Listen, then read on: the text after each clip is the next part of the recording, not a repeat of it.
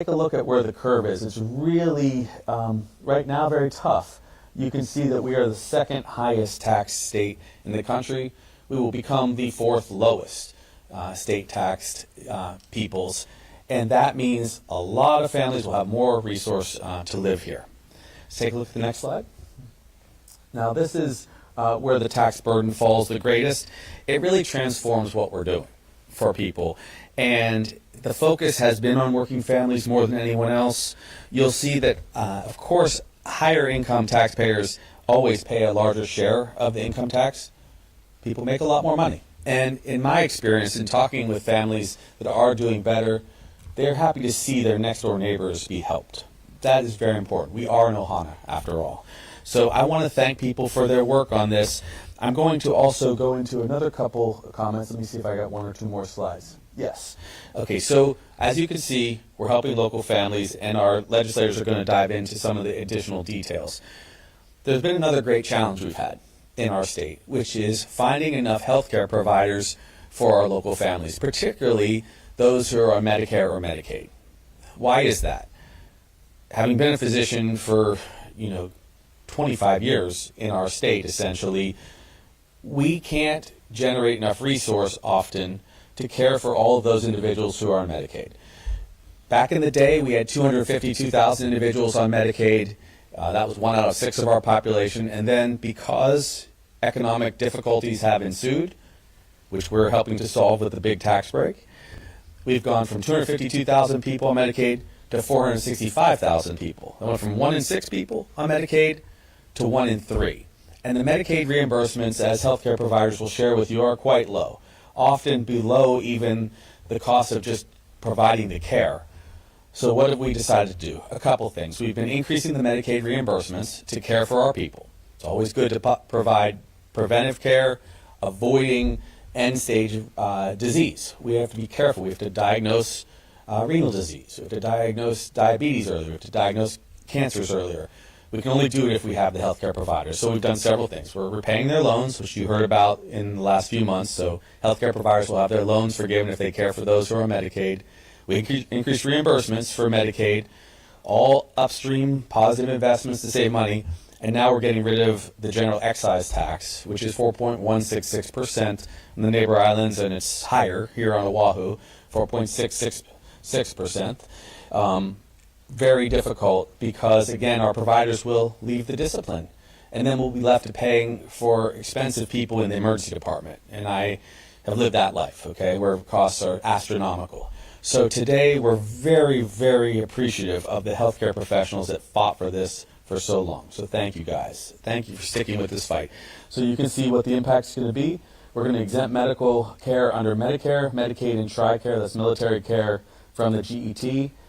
It removes that burden so that on the neighbor islands and in the rural, the urban settings where there are a lot of people on Medicaid, we won't have to pay that tax. That's going to bring more providers to our people. It's super important. And I think that you will see that Hawaii has always been the health state. We have the healthiest outcomes. But now we're going to actually see a big surge in the number of providers we have with that trifecta of action. So big tax breaks so people can afford their copays, afford their health care, afford their rent, and some stimulus by getting rid of this tax, which has been pretty burdensome on the services we care about delivering most. One more slide, I think. Okay, that's just a mahalo slide to all of you and all the state for understanding that these are fundamental changes. And now, before we even get to the large question of can we afford this, I want you to understand what the real philosophy is here. The philosophy is the more we support people, the more resources they have, the less they will be reliant on programs like Medicaid and social programs, which can be very expensive. I shared with you we went from 1 in 6 people to 1 in 3 people on Medicaid. As we support them, as we support people's quality of life and their ability to pay and to survive on their own, a lot of those other programs will see cost savings. So we're being smart about this. We will work with the legislature going forward to make sure the budget is right fit. Of course, we do that every single year, but this has been a long time coming for our people. We put affordability first, and we put our people first. Aloha.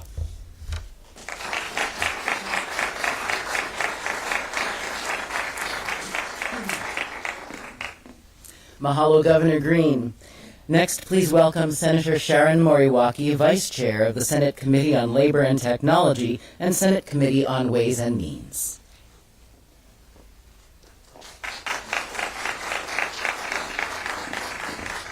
Aloha, everyone. Is that on? It is. Aloha, everyone.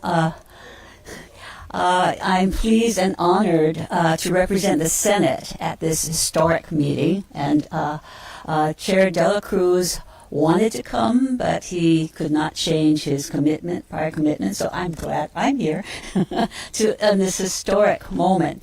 You know, this bill is historic. It's the biggest tax cut, as Governor said, in the history of the state. Mahalo, Governor, for signing this bill. This bill is a systemic fix to inflation and to the rising cost of living. It will especially help, as Governor said, the ALICE population, the asset-limited, income-constrained, but it also will help the moderate-income families.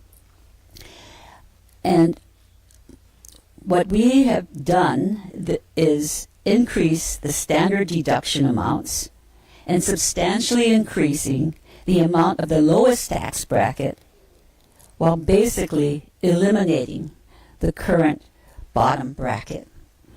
So over the past years, we have tried to address the asset-limited income-constrained families by various fixes. The income tax, earned income tax credit, the child and dependent tax credit, the food and excise tax credit, and of course, increasing the minimum wage. But without this fix of the tax system, which hasn't been adjusted for inflation since 1978, think about that, 40 years, we would erode whatever gains made to help the ALICE and moderate income families. Our choice to help ALICE and state and moderate income families will cost over $1.3 billion in reduced state tax revenues. But implementing the tax cut, as Governor said, was a choice, and the choice was to help our local families.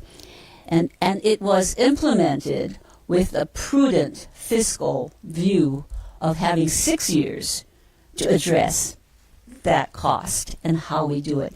It's also having more productive families and workers, but it's also looking at tightening our budget and looking at how we might look at the 40,000 vacancies and maybe restructuring government to make it much more efficient, much more cost effective. Looking at data and looking at the technologies that we have to assess and plan forward. So Governor, you're signing HB 2404 into law is also a testament to working together for a common goal. It's a historic achievement. Many worked on parts of the problem in the past, but not until this session and this governor signing this bill did we have a bold, systemic problem solution for our state and for our many, many residents who are having a difficult time. So I would like to mahalo the House Finance Chair and also Yamashita and his team, and also to Chair Dela Cruz and our Senate colleagues as well. So mahalo, Governor, to your administration as well. Aloha. Aloha.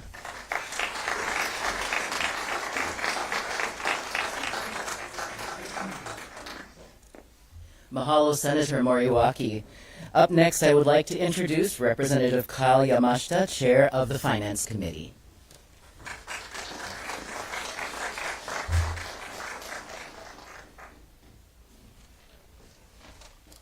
Aloha, everyone. So this is a monumental, historic day that we're signing these two bills into law. And thank you, Governor, for signing them. We really appreciate it. This will be something that will benefit the working families. As what I'm going to say is kind of repeating what everybody said. So, but I think it's important to say that this is helping working families to provide much-needed relief. By 2030, this is the biggest tax cut in state history. We'll be doubling the standard deduction in the first year for minimum wage employees. That will give them great resources that they need immediately. The adjustments that we're making to the brackets is important because if we don't make these adjustments, as we know, minimum wage is going to be going up, and we have to make these adjustments. Otherwise, we'll be overtaxing them. So those are kind of important things. By 2030, like others have said, this is going to be by 2031, it's going to be a 71% decrease in taxes for everyone. The average family making $88,000 will see by 2031 $20,000 savings for them. So this will go into their pocket directly, and will be helping all of them. In general, I think we want to thank again everybody for working on it. Thank the Senate for their help, the governor and his administration, tax department, and all. I'd like to thank my colleagues for supporting this going forward. I think questions will come up later, and I think we'll be answering some of those. As far as the break for the Medicaid, TRICARE, and Medicare tax cut, those are kind of part of the big picture, because as we all know, we are losing people to the tune of about 4,000 people a year are leaving the state, and it's because of high cost of living. We're losing doctors, nurses, professionals, and in general, even government is struggling. Right? We have a 30% vacancy in all our departments, and we just have a smaller workforce to deal with it. Everybody's dealing with that, including the private sector. So these two measures is just one piece in trying to address that going forward. So thank you.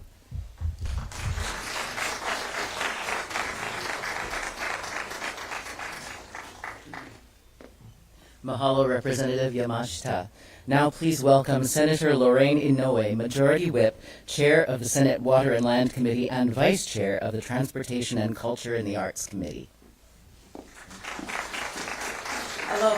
Aloha and good morning, and aloha, Governor.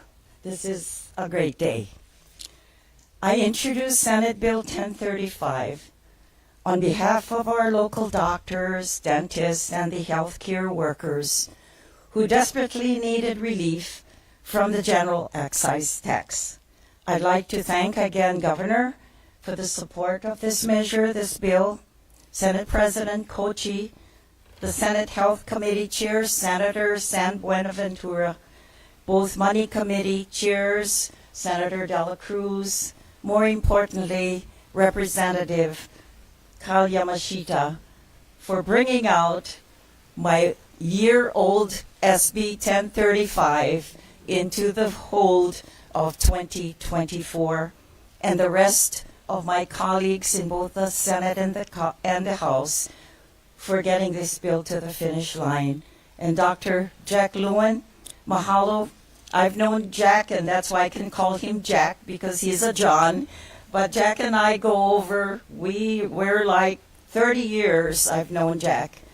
We had very, very troubling times when I was mayor and he was the health chair under Governor Waihe, and we were in a battle trying to resolve our geothermal issues. And we're here today, both he and I guess we're kapunas, but we're here to address the people's work. Prompted by the dedicated medical practitioners of Hilo, and I'm so happy to see some of them here as well, and who worked hard on this. And I felt compelled to take action. Most healthcare providers on the Big Island practice in Hilo, serving patients from rural communities. SB 1035 seeks to provide essential relief to our healthcare providers and ultimately to the patients they serve and the patients who are at risk of or who have already lost their primary care, such as the elderly who many doctors would not accept their insurance because of the unaffordable GET. And let me share with you, if you're an elected official and you're walking at the markets, and you hear from the kupuna who is saying, Senator, I need help. I lost my primary care. It's hurting when I hear the doctors. I'm there at my own physical appointment to do my mammogram, and I'm hearing from the doctors there, can we speak to you as well? By exempting healthcare and dental services from the general excise tax for Medicare, Medicaid, and TRICARE patients, as Governor alluded to, SB 1035 alleviates financial burdens on the families, the elderly, and the disabled adults. This bill incentivizes the recruitment and retention of healthcare practitioners, fostering economic growth and job creation. And most importantly, SB 1035 is about equity and access to healthcare. Thank you, Governor. By eliminating the GET on healthcare services, we commit to ensuring equitable and universal access to care for all Hawaii's residents. I am proud to have the support of over 155 healthcare professionals from across the state. And let me share with you those that lobbied all of us, meeting them in the hallways. And I specifically told them, thank you for being here, because you're not here at the Capitol oftentimes. You're out there taking care of our people, taking care of your patients.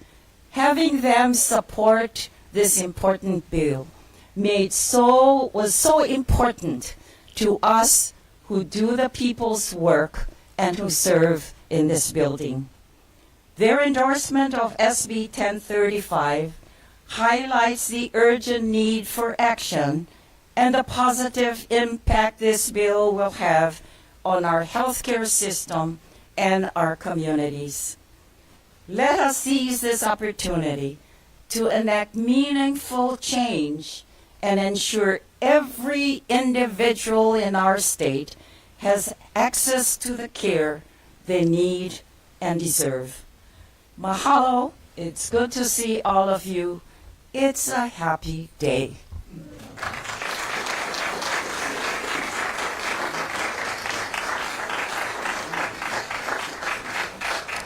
Mahalo, Senator Inoue. Next, please welcome Representative Mark Nakashima, member of the member of the Consumer Protection and Commerce Committee.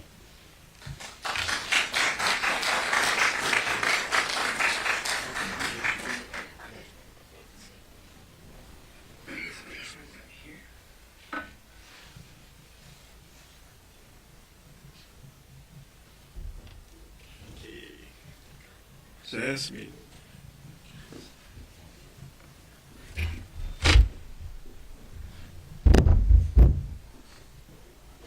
Thank you, Governor. Yeah. You're in charge now. Thank you very much, Governor, for your assistance. Mahalo to the Senate and especially my senator, Senator Lorraine Inoue, for moving this important bill today. SB 1035.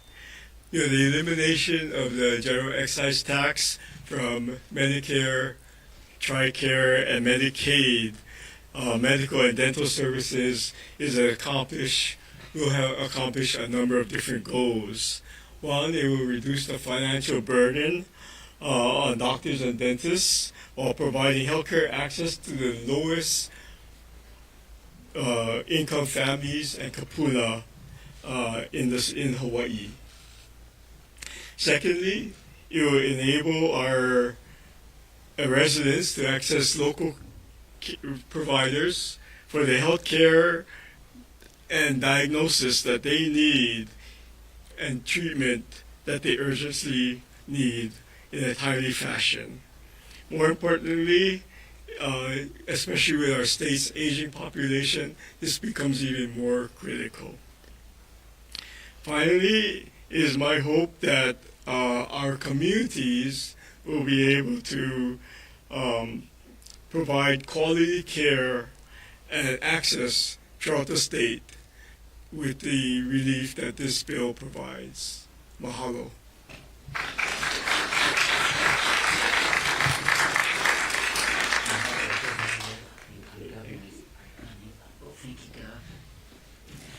And next, we will begin to take facilitated questions from the media.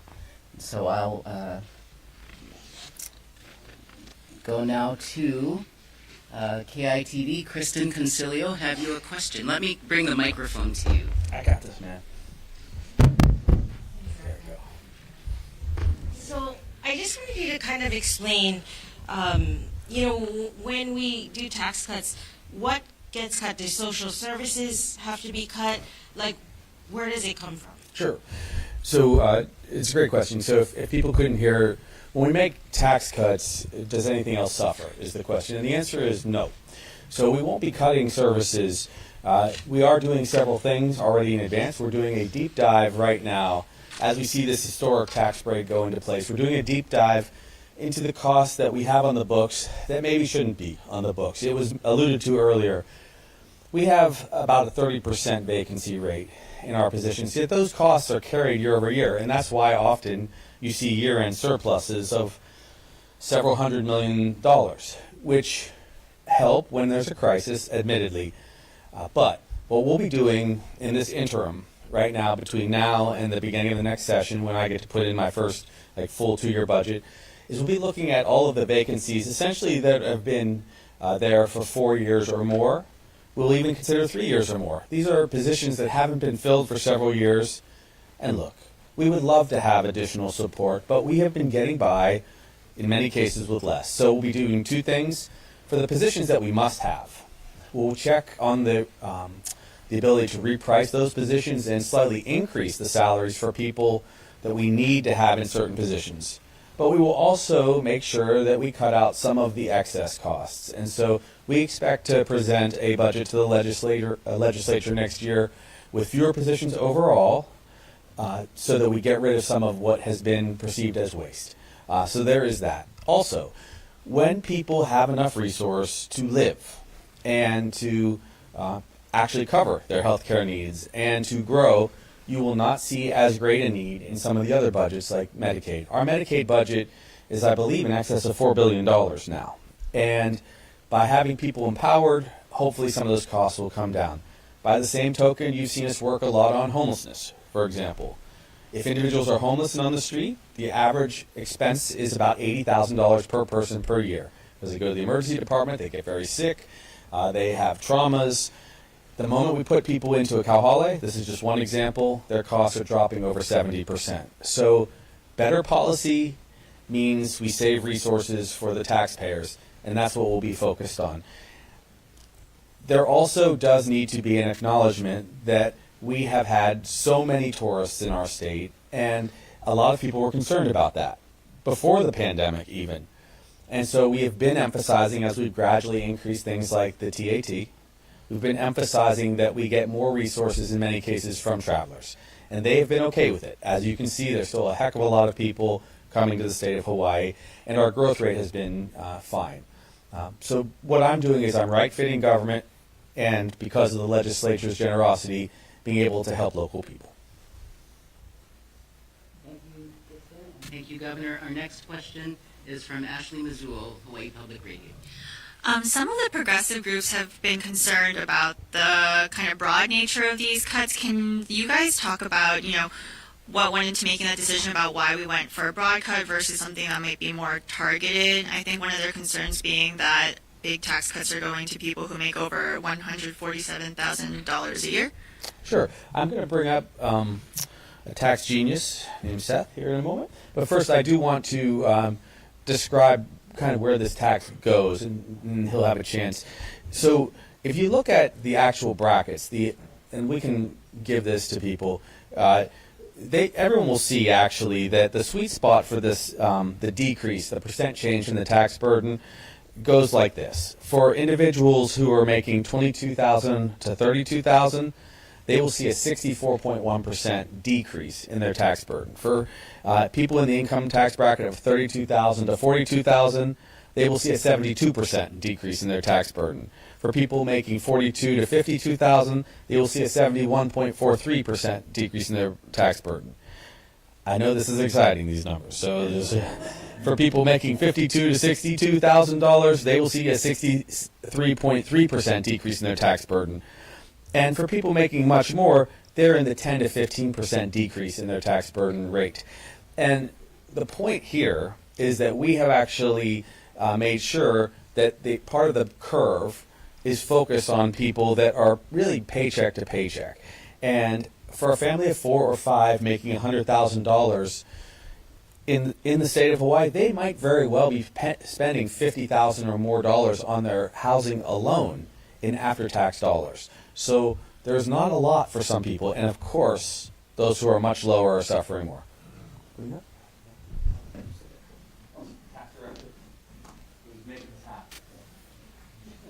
Aloha, everybody. So I think there's two issues that have been confused in the media. One is the progressivity of this tax cut. So in economics, the definition of progressivity is higher income people pay a larger portion of their income tax relative to low income people. By that metric, this tax proposal makes our tax income more progressive, meaning lower income people are going to be contributing a larger share or a smaller share of our income tax compared to higher income tax people. So right now, and I'm ballparking here, about high income people pay about 60 to 70% or 60% of our income tax. It'll increase to something in the range of 75, 80%, right?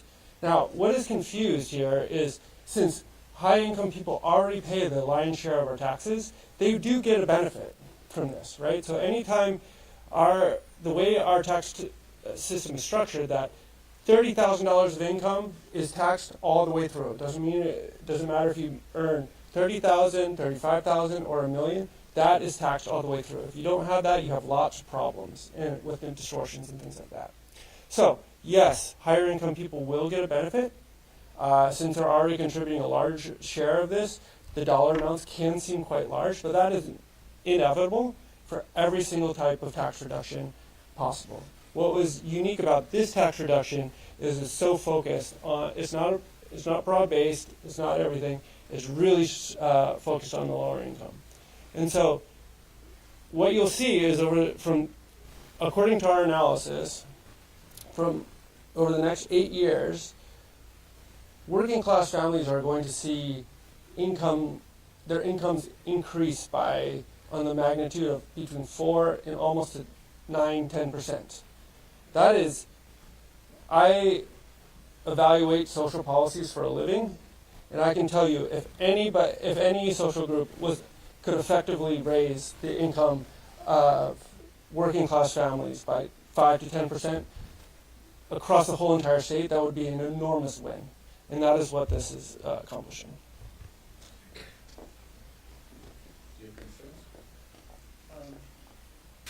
No. What we'll be doing is, with the adjustment of the tax brackets, we will be adjusting the withholding tables so that people will start seeing, I guess, they should be seeing larger paychecks come January 2025. And so we'll be getting that out as soon as possible. That was Gary Yamashiroya, Director of the Department of Taxation. Suga Numa, sorry. The other Gary from DOTAX. Our next question from Honolulu Star Advertiser is from Andrew Gomes. Thanks. Can I ask my question and then a quick kind of follow-up to Ashley's question also? So my question would be, was there anything in the green affordability plan that you proposed that hasn't been achieved with part 1, part 2? So could there be a part 3 next year that you would like to see happen? And then for just the follow-up, I understood everything Seth said. Why not cap it for the high level and then everything would just be much more, for the working class and lower income families. Sure. So, I guess the first question is there anything left to do? Well, there's always work left to do. This tax plan, this tax break, so far exceeded our expectations in a positive way. It would be ungentlemanly to ask for anything more today. The other discussion we've had has been about, I believe, the child independent tax credit, which always has room to move. But what the legislature did is they actually simplified matters by dealing directly with the tax credit, the earned income tax credits that have been out there, and actually increasing the standard deduction over the last several cycles. And I really want to credit, in addition to Chair Yamashita, Chair Dela Cruz, and the team, also the Speaker. The Speaker, right off the bat after the elections occurred, got in my ear and said, we need something that's pragmatic, that will actually work. And that's what this is. It's just an exceptional move to help people who are struggling. The other part of your question is, why not cap it? Well, we're trying to stimulate the economy at all levels, honestly. And we felt that it could be afforded. Again, a much larger percentage of the tax burden overall is going to be borne by people who have very significant means, and that's appropriate. That's appropriate when people can contribute to their society and help. And we heard that overwhelmingly across the board. But they are still getting a tax benefit. I believe in creating larger coalitions, and that's why you see a lot of very conservative thought leaders here in the audience today. We went out of our way to bring people together, because when we're not together, what happens? We spend 20 years trying to pass a bill, like we did. I put in that bill on general excise tax for healthcare many, many times. And so it's frankly a miracle that Lorraine was able to get Jack and team to all come together. But bringing people together of different ideologies is something that we've been doing. You saw on housing, we brought together the housing advocates and people who felt strongly about deregulating the housing market so that we could build more housing. I'm trying to create that coalition on homelessness, and we seem to have created it on tax policy.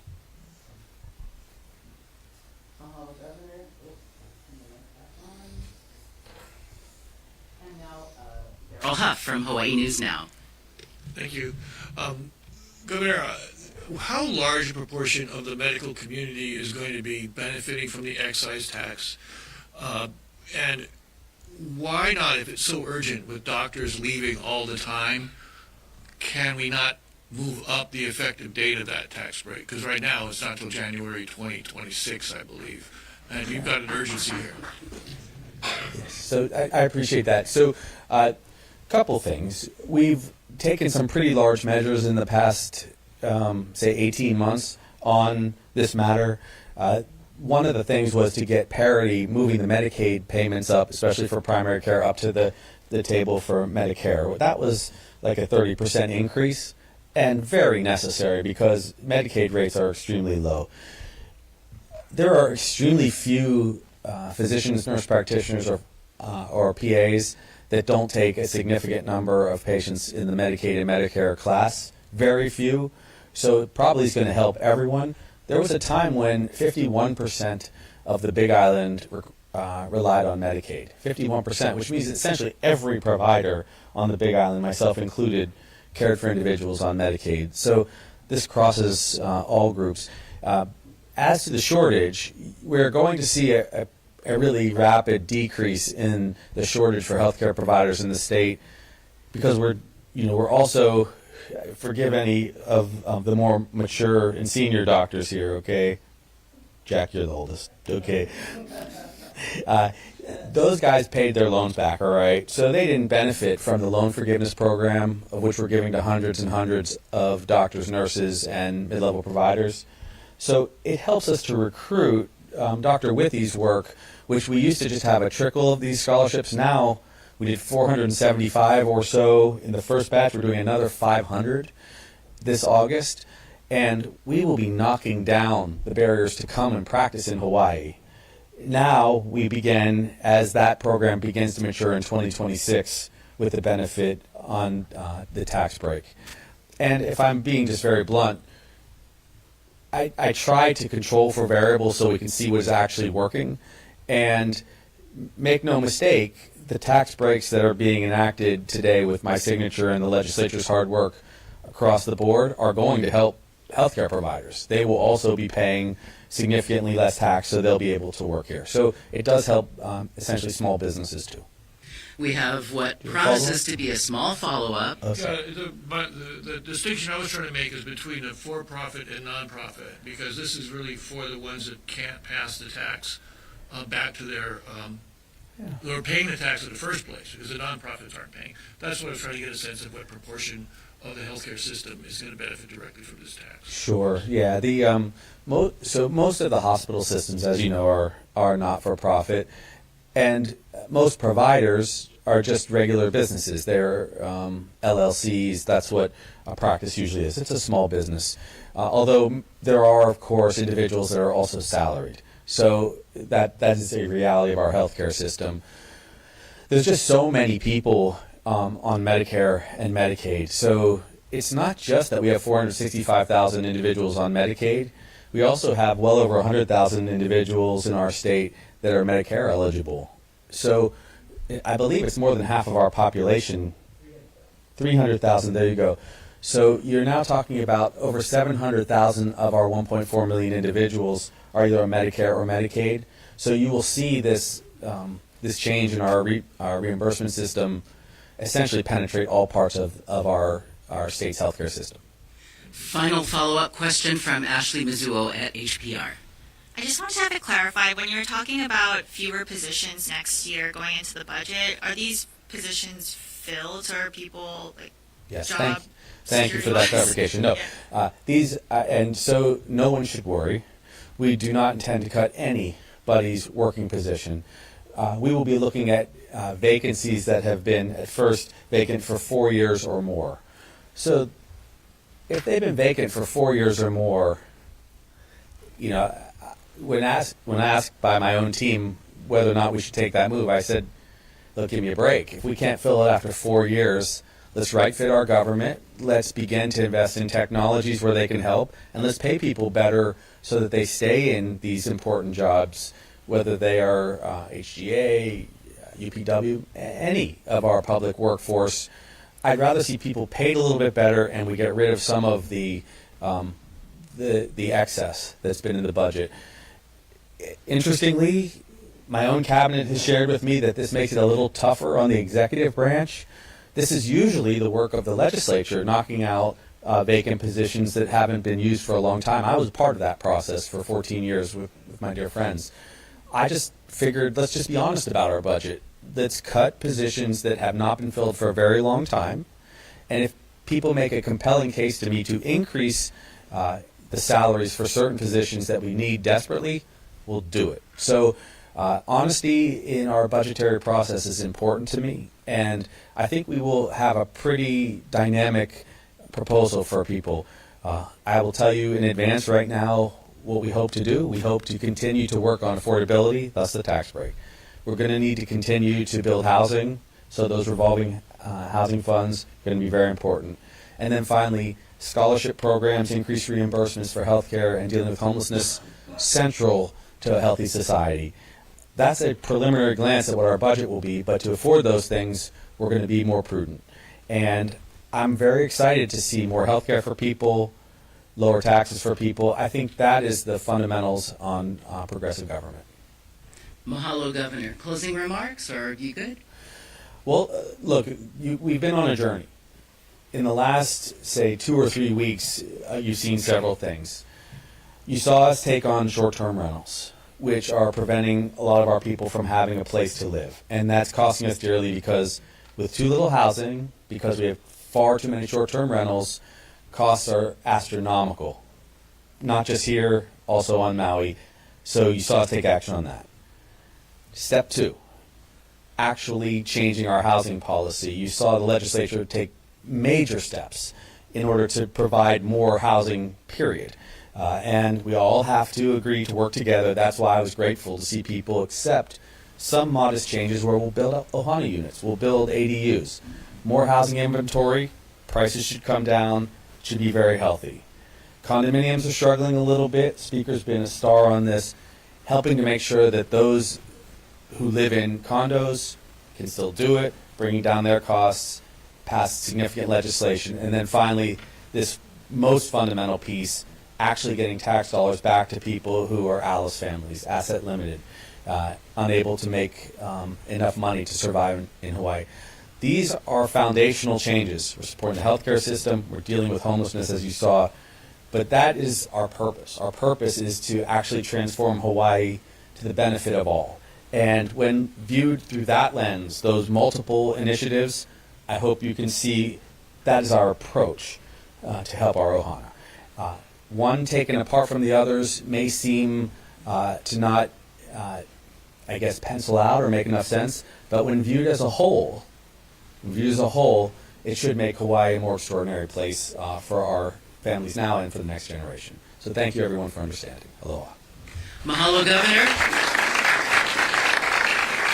At this time, I would like to invite Governor Green, our state legislators, and any key stakeholders to come up to the podium for the formal bill signing and subsequent picture taking.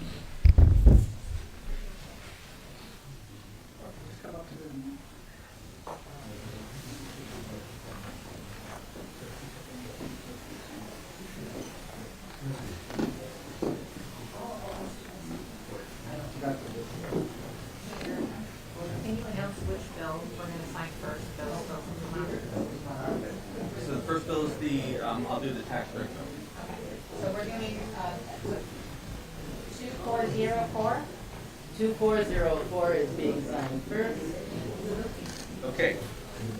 So with this signature, families should make it to find it more affordable to live in the state of Hawaii. Speaker, come. This is for you, brother. Thank you.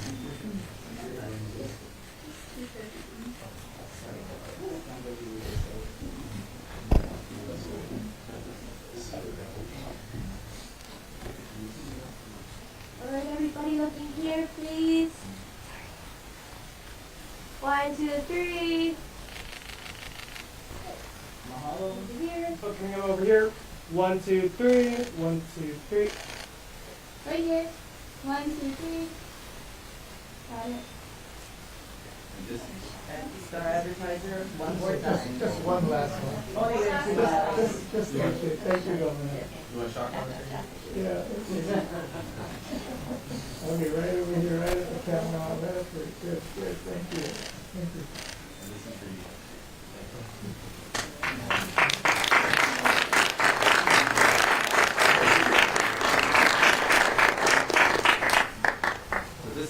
This is so much cheaper. It's worth $5.6 billion. Yeah. And if I may, maybe we'll have a couple of the healthcare professionals come with us this next bill. Yes, please, please. Just pretend the governor is also in a white coat.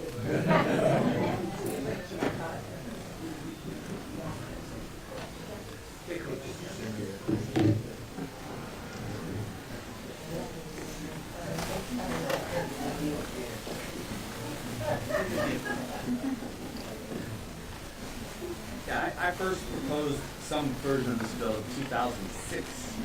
So I'm 7 years old. This is related to Same the here.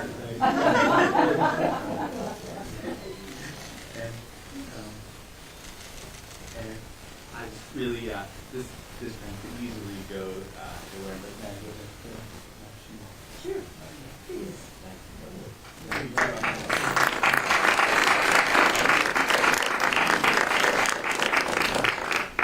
You know, everybody squeeze in as much as possible.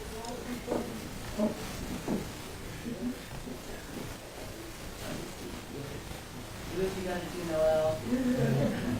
Part the Red Sea. I'd be remiss if I didn't also say the Hawaii Medical Association really was very supportive throughout this whole process as the chair. It was amazing. So thank you for that. Thank you, Governor.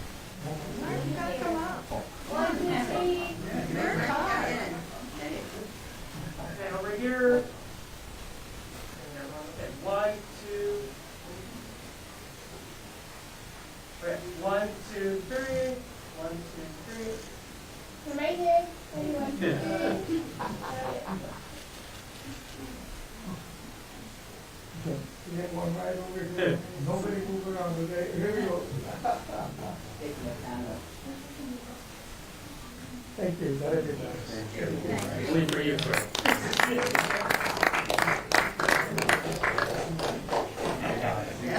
And ladies and gentlemen, this formally concludes our newspaper.